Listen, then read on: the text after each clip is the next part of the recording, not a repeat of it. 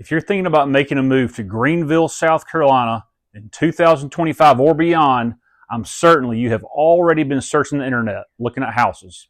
So Greenville, South Carolina has been on the news in the last few years as being one of the best relocation cities in the entire country to move to.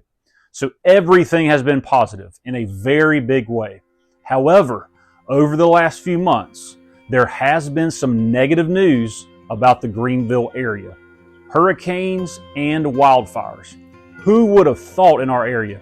In this video, I'm going to inform you what has happened in our area and what the aftermath looks like from these two devastating events. With my 47 years of native knowledge and 21 years of local real estate knowledge, I believe I can be an asset for you. I have helped many relocating buyers like yourself make the trek over to Greenville to find your perfect home.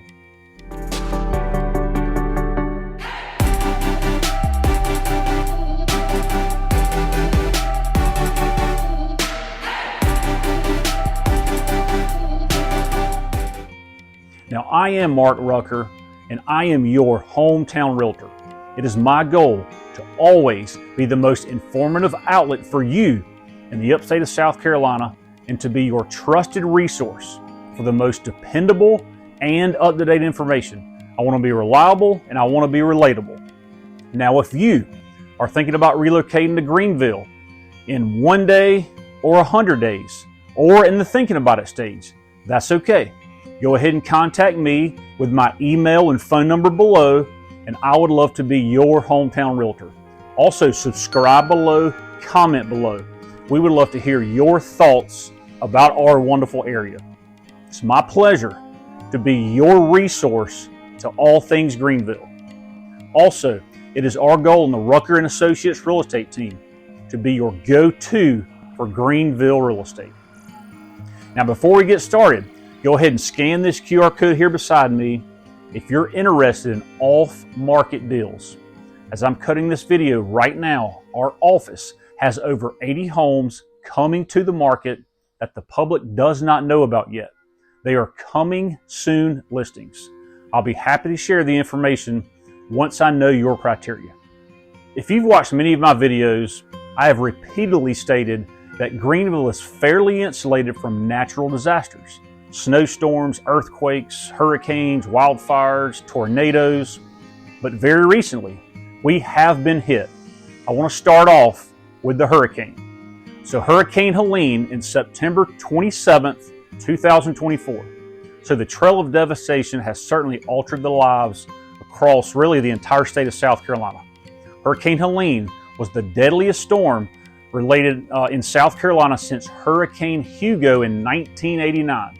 Now, normally, when hurricanes hit the coast of South Carolina or in the Gulf in Florida, we're not that affected here in Greenville, South Carolina.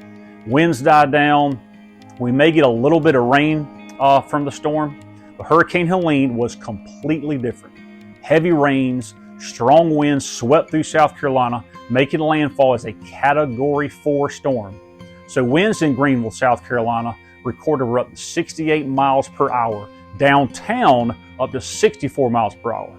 The highest wind total was actually Sassafras Mountain in Pickens County of 73 miles per hour. And we had almost 12 inches of rain in Greenville, 22 inches of rain in Pickens. The Reed River, which is near Falls Park and Unity Park, peaked at 16 feet high. So near south end of downtown Greenville, the river peaked at 13 feet. The previous record was 12 feet. So the rains and the wind and the river levels all were at historic marks. So the morning after the storm was absolute devastation. So I personally have never seen anything like this in my 47 years. Some neighborhoods were absolute war zones. Power lines down, thousands of trees down, record flooding. There were power outages all over the county for up to 2 weeks in our area. Now, as hard as Greenville was hit, and as devastated as the area was with tragic losses and destruction all over, it was nothing compared to what the western North Carolina region went through. And trust me, I know firsthand, I saw both areas with my own eyes. actually volunteered several times over in the western North Carolina area. Now, I don't want to downplay what our upstate of South Carolina went through. It was awful, awful, awful. But western North Carolina was absolutely ravaged. Historic rainfalls raised all the rivers in the region, overflowing, destroying houses and infrastructure, cutting off power. All transportation, all communications were shut down and prolonged for long periods of time. In addition, mudslides were all over across the region, causing significant damage. The damage is estimated to be north of $60 billion in western North Carolina. Complete towns were wiped out, such as Chimney Rock, which I visited several times, literally wiped off the map. Unfortunately, Chimney Rock ended up flowing downstream into Lake Lure. Now, Lake Lure is a picturesque lake in the mountains that I've been to many, many times. So this cleanup is unprecedented. Other areas hit pretty hard that I actually saw firsthand as well. In North Carolina, pretty much Buncombe County, so Swannanoa, Weaverville, and even downtown Asheville got hit. The French Broad River overflowed in downtown Asheville, ravaging the entire art district. Now in April of 2025, what does the aftermath look like? So in most areas in Greenville, you would never know there was a storm. There are cleanup crews picking up the leftover piles of debris on the sides of the roads. You still see trees down, especially in the rural areas. You'll see random tree stumps. You'll see bare spots like my backyard here. I used to have this massive oak tree right in the middle of my yard. Now it's gone. Thankfully, it actually fell perfectly away from the house. So for the most part, driving up and down the streets in Greenville, the entire area, you will not know a storm ever came through here. In western North Carolina, that is not the case. I was out there in March, and you can still see businesses shut down, houses completely destroyed, and the towns, they are starting to rebuild now. Now, if you're relocating to the Greenville area and have a bit of concern on what you've seen on the news, I completely understand.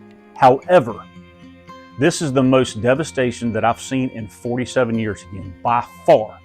This was a storm of multiple lifetimes. We'll probably never see this type of storm again, especially from a hurricane ever again. So people are still moving here. We are still the number 3 region in the United States for relocations. Now, to the wildfires of Table Rock State Park. This started in March 21st, 2025. So typically you hear of wildfires in parts of California, not South Carolina. Unlike Hurricane Helene being a natural disaster, the Table Rock wildfires were caused by humans, complete negligence. We're in the middle of a fire ban. We were back then. We had a mini drought going on, so unfortunately 4 teens decided to light a fire on the hiking trails. Within days, Table Rock burned 15,000 acres in South Carolina and parts of North Carolina. Around the clock for 2 weeks, firefighters were fighting this terrible blaze. And what did not help, we had a few very windy days right in a row that caused the fire to rapidly spread.